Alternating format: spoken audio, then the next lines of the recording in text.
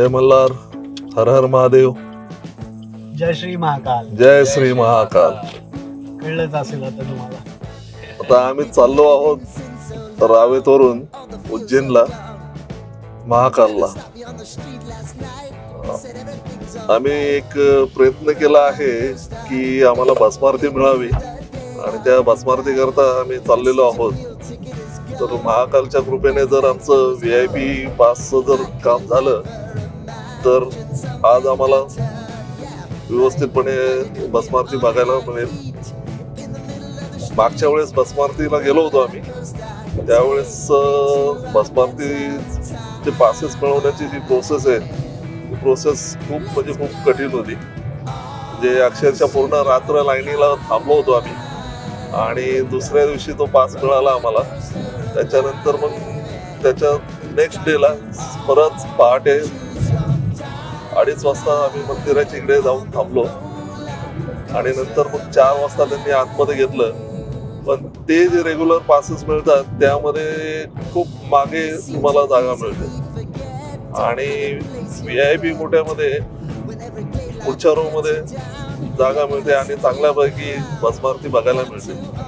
त्यामुळे आमचं आता ह्याच मानस आहे की आम्हाला VIP कोट्यामधून चान्स मिळावा आणि महादेवाची भस्मारती जी आहे ती आम्हाला बघायला मिळावी. आता तुम्ही बघू शकता की आमच्यावरती आमचे रोड ट्रिपचे नेहमीचे खास मेंबर यश खैरे आणि आता स्वप्नीलने गाडीचं सारथ्य सांभाळलेलं आहे. आम्ही निघालो होतो रात्री 11:30 वाजता आणि आता वाजलेत 3 आणि अजून एक 75 किलोमीटर लांब आहे नाशिक.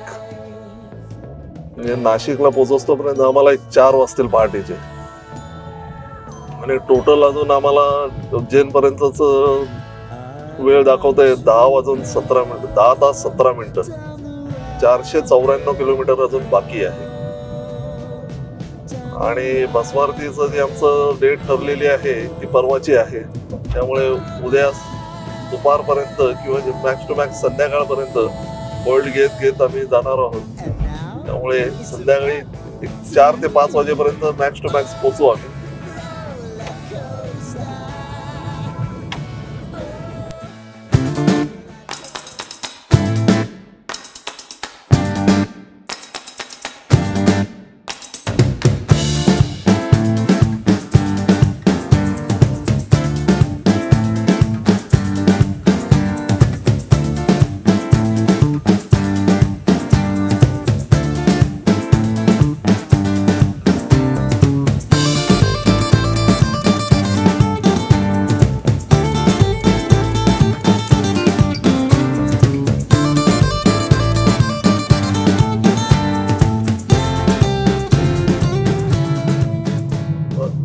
गाडीमध्ये सगळ्या लाईट लावून आम्ही चाललेलो आहे की जेणेकरून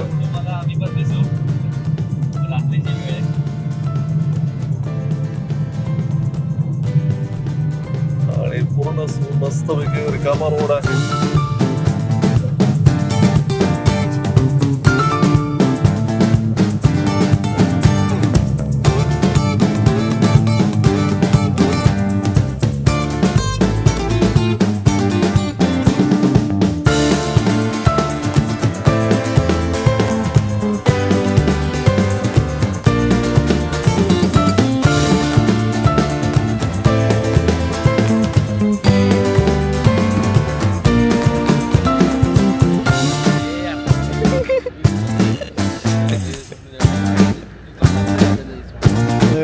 पाय काल मुरगळलाय तरी याला हाऊस.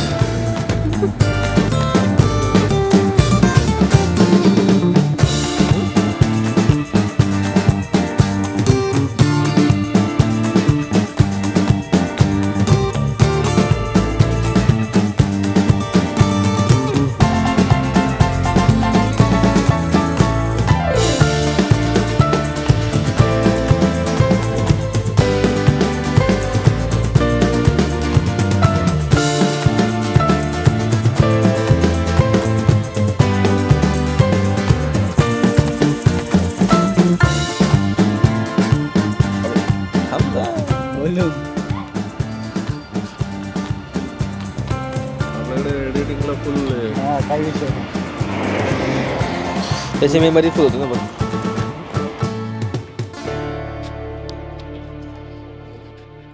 अरे बंद झालं 100% बंद झालं. चालू आहे तिकडे रेकॉर्ड होत जाईल. ठीक आहे तेवढं राहिलं हा तरी बस चालतंय. झालं. हक्कच नाही लावायचं. काय व्हायचं 7 वाजलेले सकाळचे आणि आता आपण इकडे धुळेला पोहोचलेलो. ओके. जय मल्हार गाईज. नो स्टार्टिंग आता हे मध्ये येणार व्हिडिओ. आता नो जनरल आपलं कन्व्हर्सेशन आहे. आणि नाश्त्याला पोहे घेतलेले मला आवडले. मला भूक लागलेली होती. मोठ्याने बोलतो. अच्छा. सकाळचे 7 वाजलेले आहेत आणि आपण आहोत आता धुळेमध्ये. एक्झॅक्ट वाजले आहेत आता 7:08 आणि इथून पुढचा प्रवास आता आपला खरा प्रवास असणार आहे. आता आपण महाराष्ट्राची बॉर्डर सोडून MP बॉर्डरमध्ये जाणार आहे आणि इथपर्यंतचा प्रवास तसा व्यवस्थित होता. आणि आता आम्ही नाश्त्याला थांबलो आहोत. रोडची कंडिशन आता खूपच खराब आहे. म्हणजे इतक्या ठिकाणी डायव्हर्जन्स आणि रोडचं काम चालू आहे. बऱ्याचशा ठिकाणी दोन्ही ट्रॅफिक एकाच साईडनी चालू आहे आणि खूप ठिकाणी पॅचेस मारलेले आहेत. आत्तापर्यंत आम्हाला 3 टोल लागले पण टोल देण्यात पण रोड नाहीच हा या कंडिशनमध्येच नाही आहे. आता इथून पुढचा रोड आम्हाला धुळ्यापासूनचा चांगला लागला आहे. तेवढा आहे.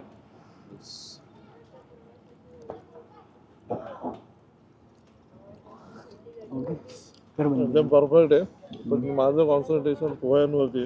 नाही तू दिसत नाही घेतात. मी दिसत नाहीये.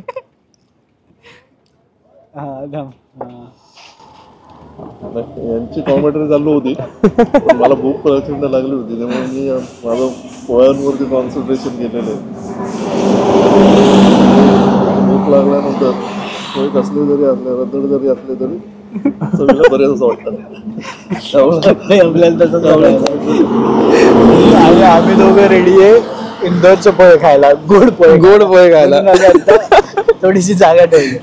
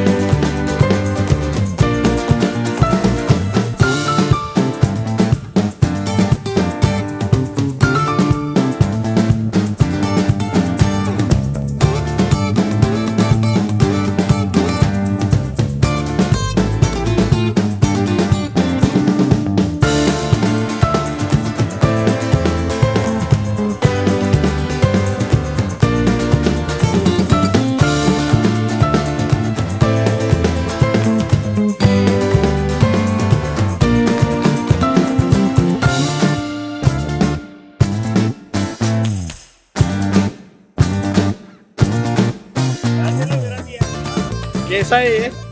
कैसा किलो है? 160 रुपए। 160 रुपए। आपका नाम बताइए। मेरा नाम संतोष कानपुर है।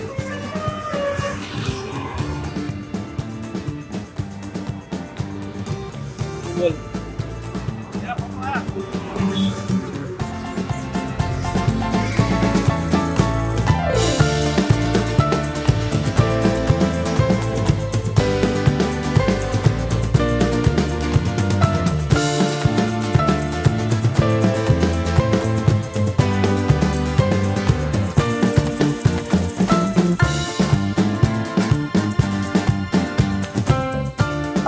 जय महाकाल, जय शिवराय, जय शंभो.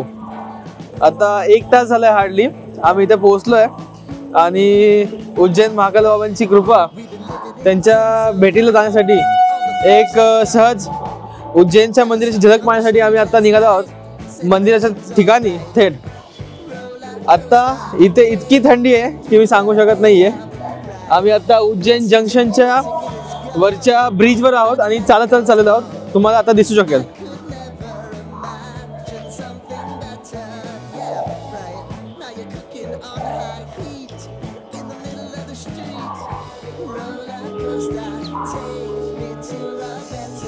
खूप थंडी आहे. आणि यावेळेस जे आम्ही हॉटेल घेतलेलं आहे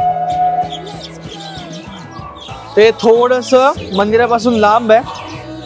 रेल्वे स्टेशनच्या बाजूला असल्यामुळे इन केस जर कोणी इथं आलं लवकर उज्जैन जंक्शन जर तुम्ही उतरला ट्रेननी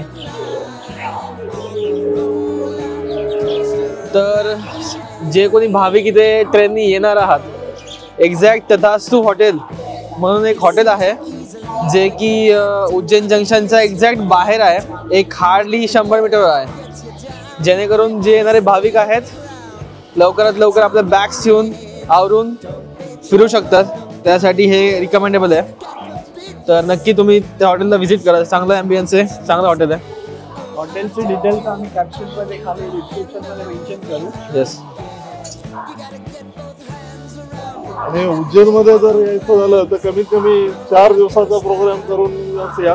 कारण उज्जैन असं ठिकाण आहे की तुम्हाला जिथे एवढी मंदिरं आहेत ती सगळी मंदिरं जर कव्हर करायची म्हटली तर कमीत कमी 4 दिवस पाहिजे. 4-5 दिवस. आणि सगळीच मंदिरं त्यांचा इतिहास अप्रतिम. त्यामुळे तुम्ही ज्यावेळेस याल त्यावेळेस कमीत कमी 4 दिवसाचा प्लॅन करूनच या. आणि उज्जैनचं महत्त्वाची गोष्ट म्हणजे महाकालची भस्म आरती. ज्यांनी भस्माने महादेवांचा स्वीकार केला जातो ते भारतामध्ये एकमेव ठिकाण म्हणजे उज्जैन. त्यामुळे तुम्ही त्या ठिकाणी येण्याकरता सुरुवातीला भस्म आरतीची बुकिंग कशी करायची त्याची माहिती तुम्ही ऑनलाईन काढू शकता आणि त्यानुसार तुम्ही अप्लाय करू शकता.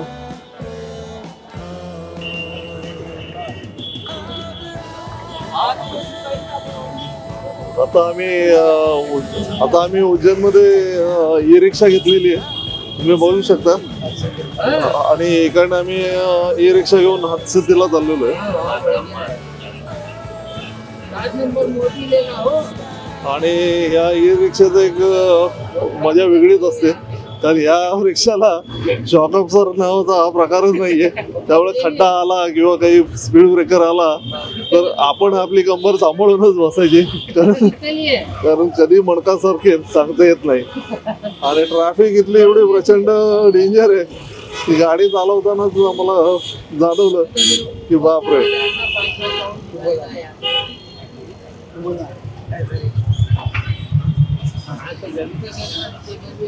बोलण्यासारखं मला काय सुचत नाही आहे ऍक्च्युली.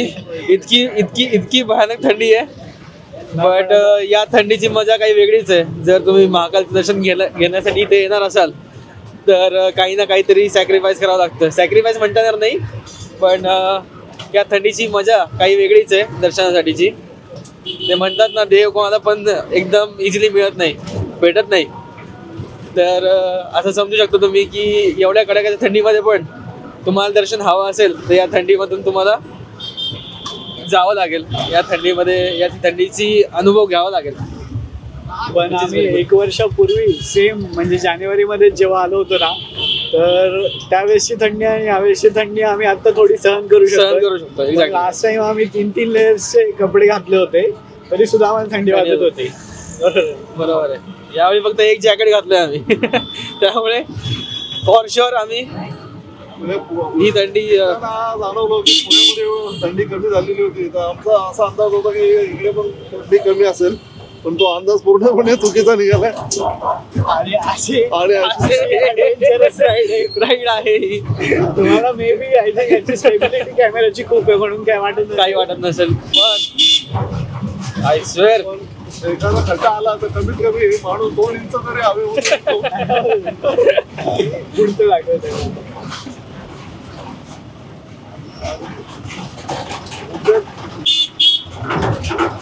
शहर असं एकदम असं बाजारपेठांचं शहर वाटतं. दोन्ही बाजूने असं तुम्ही जरी जशी गाडीने आले असेल ना तरी पण तुम्ही एकदा ह्याचा एक्सपिरियन्स कराच. म्हणजे जुने शहरं कसे असतात, त्या जुने शहरांचं आर्किटेक्चर कसं असतं ते उज्जैनमध्ये अजूनपर्यंत तुम्हाला ते जाणवेल. दुसरी गोष्ट आहे, तुम्हाला कंबर दुखीचा पाठीचा काय असेल त्रास आधीच बेड लावून द्या. Not recommended at all. चालत जाणं प्रेफर करू. चालत जा. आणि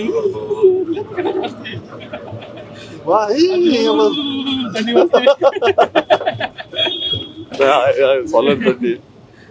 मजा येते आनंद आहे.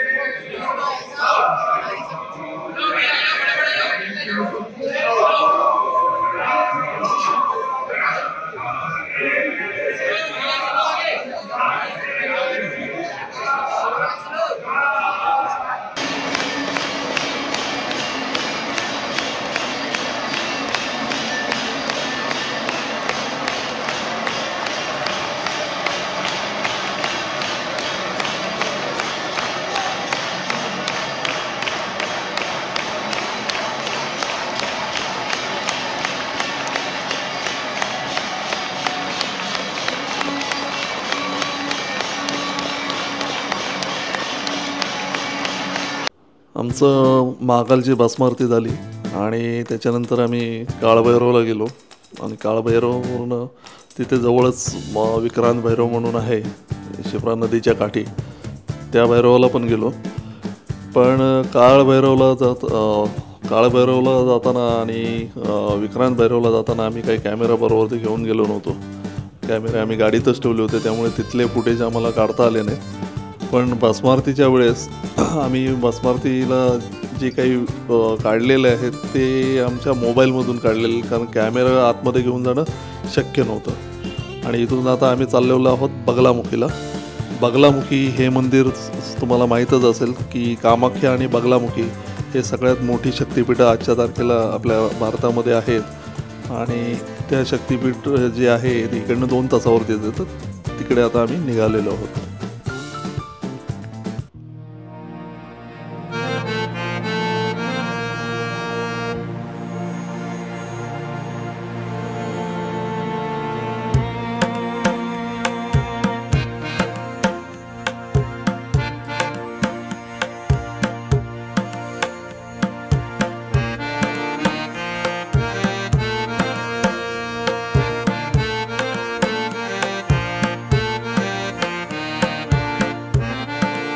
आमच्या चॅनलला सबस्क्राईब करा, लाईक करा, शेअर करा आणि सबस्क्राईब केल्यानंतर बेल आयकॉन दाबा की जेणेकरून आम्ही अपलोड केलेले लेटेस्ट व्हिडिओ तुमच्यापर्यंत पोहोचतील.